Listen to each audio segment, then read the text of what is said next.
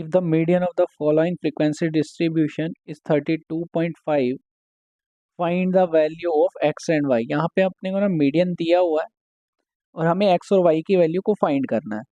तो अब अगर आप लोगों को याद हो कि मीडियन अगर हमें फाइंड करना होता है तो सबसे पहले जो स्टेप फॉलो हम करते हैं वो होता है क्यूमुलेटिव फ्रीक्वेंसी को फाइंड करना, विच इज CFI। तो CFI को सबसे पहले हम फाइंड करेंगे।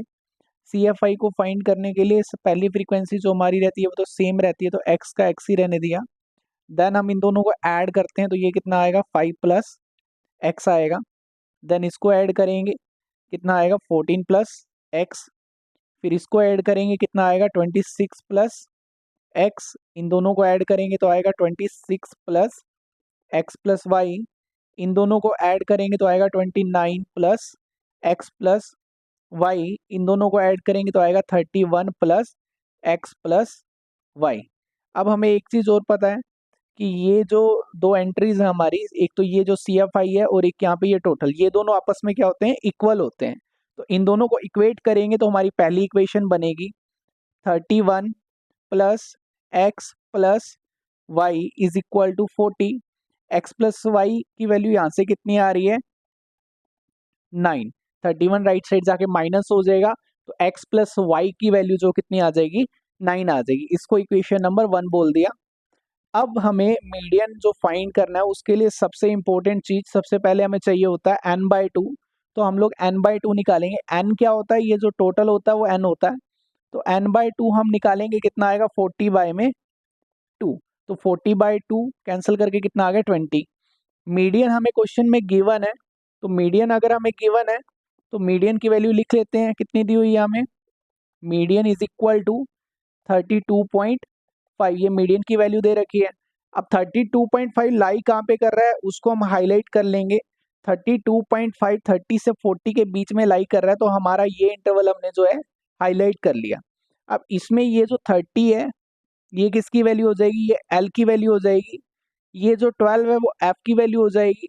और यहाँ पे जो 14 प्लस x है, जो ये 14 प्लस x है, ये किसकी वैल्यू हो जाएगी, CF की वैल्यू हो जाएगी।